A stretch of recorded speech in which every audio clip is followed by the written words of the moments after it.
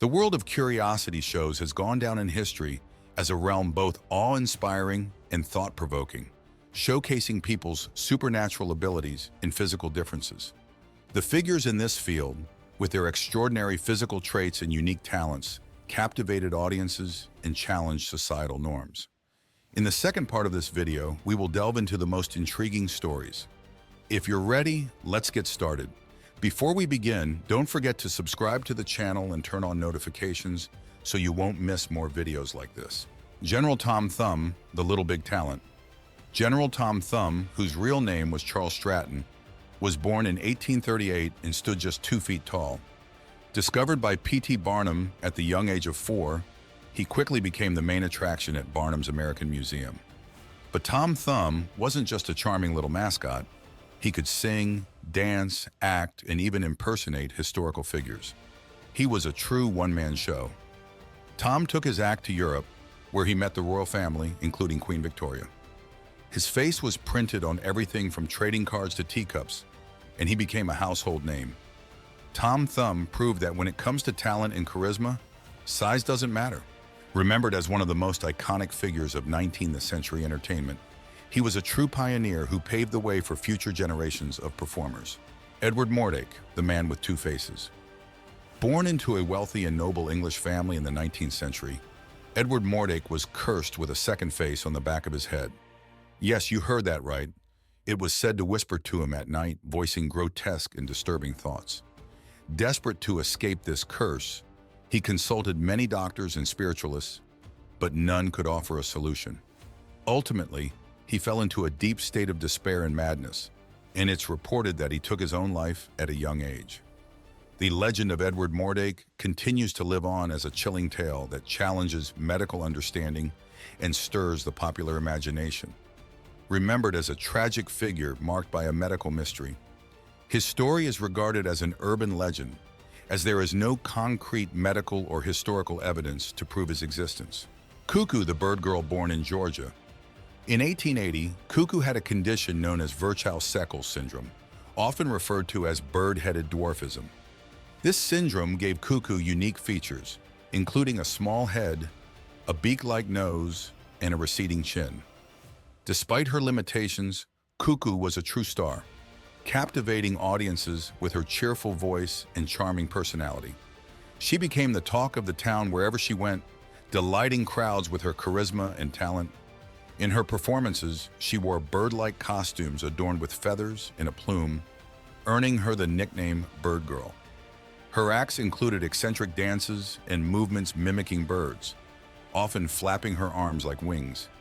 She played a significant role in the famous 1932 film Freaks, directed by Todd Browning. Franklintini, the Three-Legged Man. Francesco Franklintini was born in 1889 in Syracuse, Sicily, with a congenital defect that gave him a third leg extending from the right side of his body. Lentini didn't let this unique feature hold him back. Instead, he turned it into an opportunity to educate and entertain others. When he was 8 years old, his family moved to Connecticut, USA, and Lentini quickly became a main attraction in circuses and various carnival shows. He often joked that he had to eat 15% more than others to keep up with his extra leg. In his performances, he wowed audiences with extraordinary skills like jumping rope and kicking a soccer ball with his third leg. He also shared his personal story, explaining how he coped with his condition and found acceptance and success in the circus world. Ella Harper, the Camel Girl. Ella Harper was born in 1870 with a rare orthopedic condition known as genu recurvatum, which caused her knees to bend backward. This condition allowed her to move more easily on all fours. Ella became a popular attraction in circuses and freak shows during the 1880s, entering the world of performance at just 9 years old. Under the guidance of showman W.H. Harris, she became a sensation, captivating audiences with her unique abilities and earning the nickname Camel Girl. She was promoted as a wonder of nature on posters and advertisements, showcasing her talents. Despite her popularity in the entertainment world, she left her circus career in 1886 to pursue an education and a quieter life. Very little is known about her life after leaving the shows, but it's recorded that she got married and led a relatively quiet existence. Annie Jones, the Bearded Lady.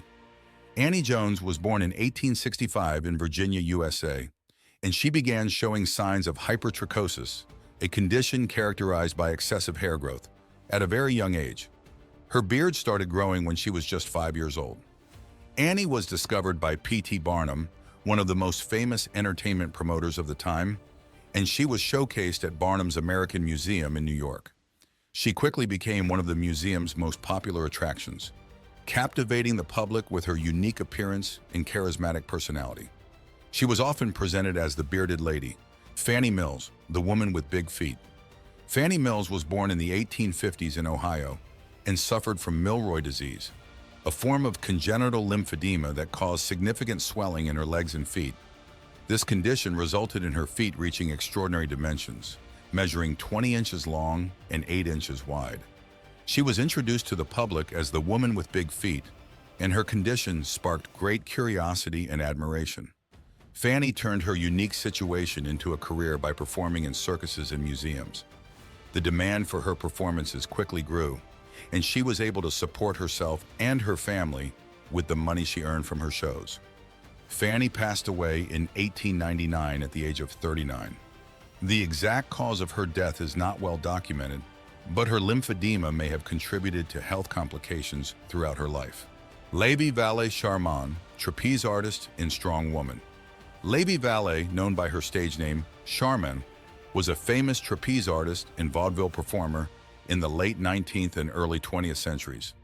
Born in 1875, Charman was recognized for her bold and innovative performances, as well as her impressive physical strength.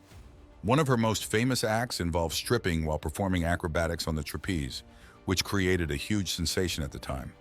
Charman performed in various renowned theaters and circuses, becoming an iconic figure in the entertainment world. She showcased her strength and acrobatic skills during a period when physical strength was seen as a male domain, challenging the gender norms of her time. By inspiring many women, she demonstrated that they too could be strong and courageous. She is remembered as one of the pioneering women in the circus. Lionel the Lion-Faced Man.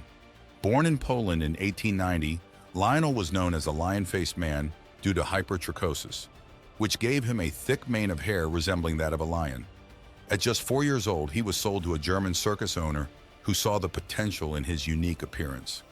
Lionel quickly became one of the most popular attractions in curiosity shows, captivating audiences with his wild look and gentle nature. He mingled with high society, challenging traditional notions of beauty and proving that true allure can take many forms. In his performances, Lionel used his unique appearance to create a captivating character and often shared his life story, explaining how his condition led him to the sideshow. Besides showcasing his appearance, he performed acrobatic stunts and feats of strength.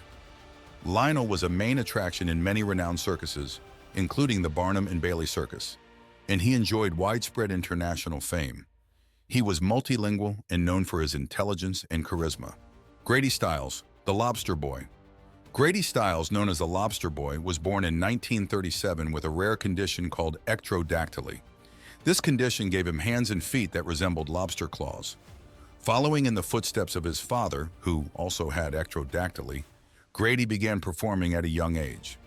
He became a popular figure in the circus, performing tricks by manipulating objects in unique ways with his claws. However, Grady Stiles' personal life was marked by tragedy and controversy. He was known for his abusive and violent behavior, especially when drunk. In 1978, he was convicted of murder for shooting his daughter's fiancé the day before their wedding. Due to his physical condition, he received a light sentence and was placed under supervision. In 1992, after years of abuse, he was killed by a hitman hired by his wife, Maria Teresa, and his son. Grady Stiles' story reveals some of the darkest and most complex aspects of life behind the scenes. Isaac W. Sprague, the Human Skeleton. Isaac W. Sprague was born in 1841 in East Bridgewater, Massachusetts. At the age of 12, he began to rapidly lose weight due to an unknown condition, which led to an extremely thin appearance despite a normal diet. Isaac started his entertainment career in 1865 when he joined P.T. Barnum's circus, quickly becoming one of the popular attractions due to his unique look. In his performances, he often wore clothing that highlighted his skeletal frame, showcasing his thin physique. He also shared his personal story with audiences, explaining how his condition affected his daily life. Alongside Barnum, Isaac Sprague performed in various other circuses and curiosity shows throughout his career. His medical condition remained a mystery, though some theories suggest he may have suffered from extreme muscle atrophy or a metabolic disorder. The Marvelous Human Wonders, Daisy and Violet Hilton. Daisy and Violet Hilton, conjoined twin sisters, were born on February 5, 1908, in Brighton, England. Joined at the hip and pelvis, they shared a circulatory system but had separate organs. Their lives were marked by both their talents as performers and the personal and legal challenges they faced. The sisters were exploited by their adoptive mother, Mary Hilton, and exhibited in circuses and fairs. After Mary's death, they continued to be controlled and used for financial gain by her daughter Edith and Edith's husband. The sisters were trained in various performing arts such as singing, dancing, and playing musical instruments, becoming skilled and popular vaudeville stage performers. In 1931, Daisy and Violet finally gained their freedom by suing their adoptive guardians for mistreatment and exploitation. From that point on, they managed their careers and finances. They appeared in several films, including Freaks and Chained for Life, and continued to perform in vaudeville shows and carnivals. This brings us to the end of the second part of this video. Don't forget to subscribe to our channel for more interesting videos and stories. Turn on notifications to stay updated with our latest content.